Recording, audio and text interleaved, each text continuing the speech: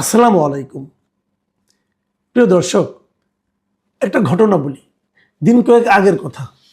আমি হেঁটে হেঁটে কারওয়ান বাজার দিকে যাচ্ছিলাম।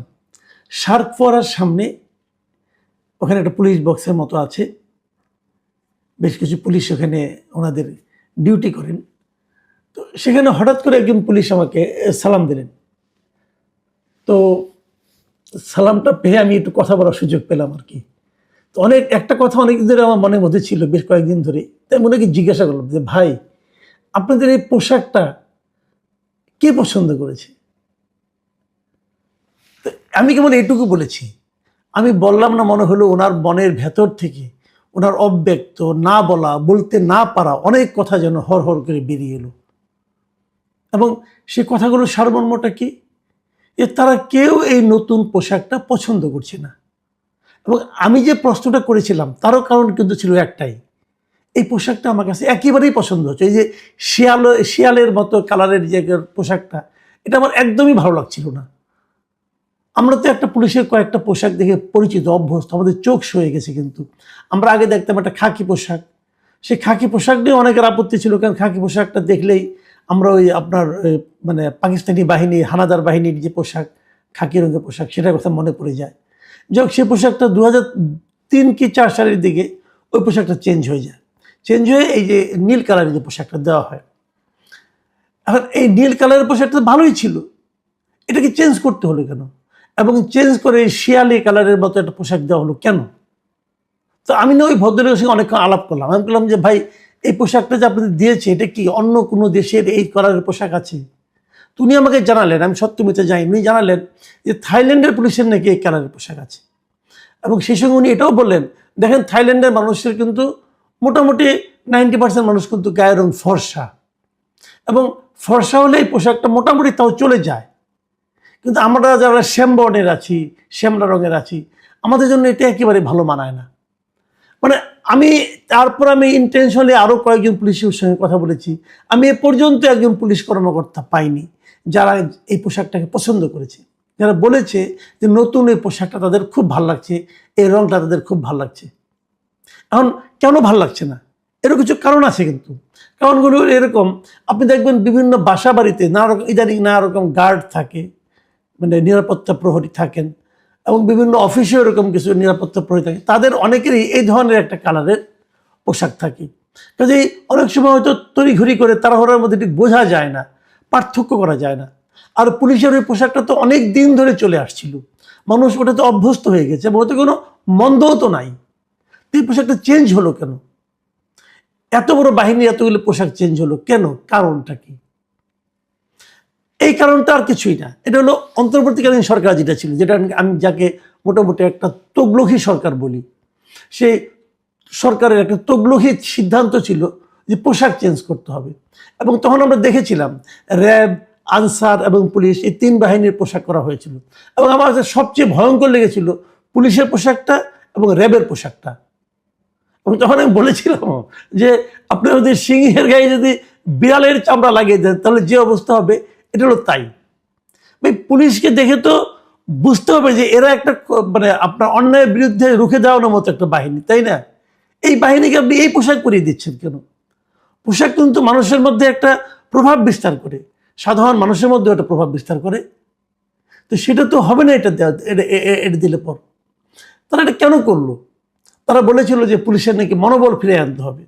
তো মনোবলটা কি ফিরে আসছে এই পোশাক দেওয়াতে? পোশাকে দিলে কি মনোবল ফিরে যায়? মনোবল বেড়ে যায়? হ্যাঁ, মনোবল পাল্টে যায়। কিন্তু আপনার পোশাকে আপনার মানে আপনার ব্যক্তিত্ব, আপনার পার্সোনালিটি বলেন, আপনার নিজস্ব সাহস, মনোবল, এগুলি কিন্তু চেঞ্জ হয়, একদম হয় না তা না, হয়। এবং সেই চেঞ্জটা কি? এই পোশাকে আমার মনে হয় সেই চেঞ্জটা হবে নেতিবাচক পরিবর্তন হবে। আগে যে আত্মবিশ্বাস সে নিজের ভূমিকা রাখতে পারত, এই পোশাক পরলে ততটুকু পারবে বলে আমার কাছে মনে হয় না, বরং কমে যাবে, কোনো সন্দেহ নাই। তার মানে অন্তর্বর্তীকালীন সরকারের যারা এই সিদ্ধান্তগুলি নিয়েছিল, তাদের মূল লক্ষ্যই ছিল যে পুলিশের মনোবলকে কমিয়ে দাও, নানাভাবে কমিয়ে দাও। ওই যে তার ওসির সামনে যে ইন্টারমিডিয়েট পড়া এক ছেলে অথবা ফার্স্ট ইয়ারে পড়া এক ছেলে পায়ের উপরে পা তুলে বলবে যে আমার কথা শুনতে হবে, যে বলবে যে আপনি আমার কথা না শুনলে মনে রাখবেন অমুক জায়গায় আমি এসআইকে আগুন দিয়ে পুড়িয়ে দিয়েছিলাম, অমুক থানা পুড়িয়ে দিয়েছিলাম। পুলিশ কাছুমাছু হয়ে শুনবে সেগুলো।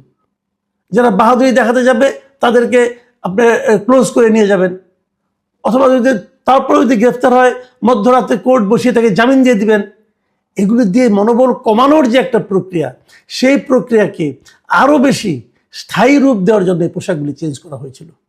এটা হলো আমার বিবেচনা। আজকে দেখলাম পুলিশের একটা অ্যাসোসিয়েশন, যে পুলিশ সার্ভিস অ্যাসোসিয়েশন, তারা একটা অফিসিয়ালি একটা বিবৃতিও দিয়েছে। সোমবার রাতে তারা বিবৃতিটা দিয়েছে এবং সেখানে তারা বলেছে যে এই পোশাকটা নির্বাচন নাকি করা হয়েছিল সম্পূর্ণ রকম মতামত না নিয়েই। তাদের ভাষায় তারা, আমি একটু পড়ে শোনাই তারা কি বলেছে। তারা বলেছে যে সাবেক অন্তর্বর্তী সরকার পুলিশ সদস্যদের গায়ের রং, আবহাওয়া এবং তাদের মতামত উপেক্ষা করেই কোনোরূপ জনমত যাচাই ছাড়া পোশাক নির্বাচন করে। একদম মানে তারা কিন্তু স্পষ্ট করে বলে দিচ্ছে। এবং তারা এখানে এই কথাও বলেছে, অন্য যেসব সংস্থা ইউনিফর্ম পরে থাকে তাদের সঙ্গে নতুন পোশাকের হুবহু সাদৃশ্য রয়েছে, এতে পুলিশ সদস্যদের চিহ্নিত করা কঠিন হয়ে পড়েছে। এখন অন্য যেসব সংস্থা মানে ওই যে বললাম বিভিন্ন বাসার, বিভিন্ন অফিসের যে গার্ড, তাদের সঙ্গে এটা মানে মিলে গেছে এই পোশাকের রং। এটা কেন, অথবা এটা করতে হবে কেন? এই যে কেন কথাটা বললাম, এখানে হলো মূল ঘটনাটা। মূল ঘটনাটা হলো এই পোশাক চেঞ্জ করলে, ভাবেন তো সারা দেশের এত মানে হাজার হাজার পুলিশের পোশাক যদি চেঞ্জ করার দায়িত্ব দেওয়া হয় কাউকে, যে ঠিকাদাররা দায়িত্বটা পাবে, তাদের কী পরিমাণ প্রফিট হবে ভেবেছেন একবার? খোঁজ দিয়ে দেখেন কারা এগুলি করেছে, সমাধান পেয়ে যাবেন, উত্তর পেয়ে যাবেন। এটা কেন করতে হবে? মানে পুরো দেশের নিরাপত্তা বাহিনীর মনোবলকে, মেরুদণ্ডকে ভেঙে দেওয়ার জন্য এই সরকার, আগের সরকার, এই অন্তর্বর্তীকালীন সরকার 18টা মাস ধরে যে চেষ্টা চালিয়ে গেছে, তারই সবচেয়ে বড় প্রকাশ হলো এই পোশাক চেঞ্জ করা। এবং এত টাকা খরচ, এই পোশাক ধরেন আগের সেট সব বাতিল, নতুন করে এক সেট পোশাক আনতে হবে, আনার পর এটা খরচ আছে না, এই খরচটা আপনি কেন করবেন? কতগুলো অপচয়, আগের পোশাক যেগুলি ছিল সেগুলো তো অপচয় হয়ে গেল। আর এই নতুন খরচটা আপনি অন্য কিছু করতে পারতেন। পুলিশের যে ভবনগুলো, থানাগুলি আছে, সেগুলো চেহারা চেঞ্জ করতে পারতেন। তো এগুলি কেন? আমি আগেও বহুবার বলেছি যে পুলিশের মনোবল যেটা ভেঙেছে সেটা আর কিছু না। পুলিশকে আপনি স্বাধীনভাবে সিদ্ধান্ত নিতে দেন, পুলিশের মনোবল বেড়ে যাবে। পুলিশের প্রতি কোনো অন্যায় হলে তার একটা বিচারের আশ্বাস আপনি দেন, পুলিশের মনোবল বেড়ে যাবে। ভাবেন তো ওই আন্দোলনের সময় অনেক ঘটনা ঘটেছে, কিন্তু পুলিশ হত্যা হয়েছে, হয়নি? হয়েছে। আপনি কি করলেন? পুলিশ হত্যার কোনো বিচার হবে না, একটা সিদ্ধান্ত দিয়ে দিলেন। কিসের উপর ভিত্তি করে আপনি সিদ্ধান্ত দিলেন? আপনি বলবেন যে না, আন্দোলনের সময় প্রয়োজন ছিল। হ্যাঁ ছিল, মানতে রাজি না, কিন্তু বিচার হবে না কেন? একটা পুলিশ হত্যা হয়েছে, আপনি বিচার করেন। বিচার করলে যদি প্রমাণ হয় যে ওই সময় পুলিশকে হত্যা না করলে ওই আন্দোলন সম্ভব হতো না, তাহলে মানলাম যে পুলিশ আন্দোলনকারীদের বিরুদ্ধে ছিল, তো মেরেছেন আপনি। কিন্তু যদি প্রমাণ হয় যে আন্দোলনের সঙ্গে ওই পুলিশকে হত্যা করা না করার কোনো সম্পর্ক নাই, তো সেটার বিচার হবে না কেন? তার বিচার তো হতে হবে। পুলিশরা কি মানুষ না? পুলিশরা কি দেশের নাগরিক না? আচ্ছা, যত পুলিশ মারা গেছে সেই 2024 জুলাই আগস্টে, তাদের যারা ফ্যামিলি আছে, সেই পুলিশ নিহত হওয়ার কারণে, তো সেই পুলিশ মারা যাওয়ার কারণে তার ফ্যামিলি কি তার বেনিফিটগুলি পাবে? যদি হত্যারই বিচার না হয়, হত্যা বিচার না হওয়া মানে কি? তার মানে হত্যাটা জাস্টিফাইড, তাহলে তার ফ্যামিলি সে পাবে না, বেনিফিট পাবে না। তার ফ্যামিলি যারা এতিম হয়ে গেল, যারা নাকি একদম মানে পথে বসে গেছে, এরকম অনেক ফ্যামিলি সম্পর্কে আমি জানি, তারা কি দেশের নাগরিক না?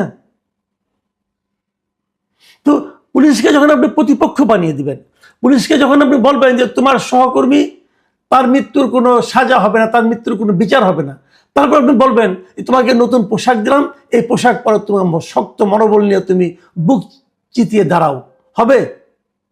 এটা তো হবে না। তো সেই কাজটা করে মানে গোড়ায় কেটে আপনি উপরে পানি ঢালছেন। পুলিশের মনোবল তখনই ফিরবে যখন নাকি সুবিচার থাকবে সমাজে, যখন নাকি রাষ্ট্র তাকে সুবিচারের গ্যারান্টি দিবে। তখন দেখবেন পুলিশ নিজের জীবনকে বাজি রেখে কাজ করবে। হ্যাঁ, পুলিশের মধ্যে অনেক অন্যায় আছে, অনিয়ম আছে, পুলিশ ঘুষ খায়, পুলিশ মানুষকে হয়রানি করে, এই সমস্ত অভিযোগ তো আছে। অভিযোগ থাকলে অভিযোগগুলো বিচার করেন, বিচারিত কোনো আপত্তি নাই।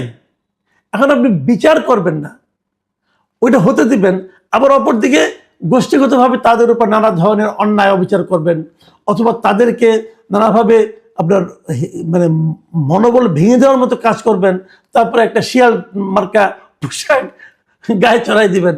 তা তো হলো না রে ভাই। আমি মনে করি এই সমস্ত বিষয়গুলো নিয়ে চিন্তা ভাবনা করা দরকার। নতুন সরকার এসেছে, গণতান্ত্রিক সরকার এসেছে, আমি মনে করব এটা কিন্তু একটা ভয়ঙ্কর সমস্যা দিয়ে কিন্তু অগ্রসর হচ্ছে। আপনারা এখনো সময় আছে, এটাকে থামান। পুলিশের কাছ থেকে মতামত নেন, মতামত নেওয়া তো 2 দিনের মামলা, জিজ্ঞাসা করেন 2 দিনের মধ্যে আপনারা কোন ধরনের পোশাক চান, তাদের মতামত নিয়ে পোশাক চেঞ্জ করেন। তাহলে পুলিশের সমর্থনটা আপনারা পাবেন, পুলিশের মনোবল তখন চাঙ্গা হবে, পুলিশ তখন ভাবতে শিখবে, হ্যাঁ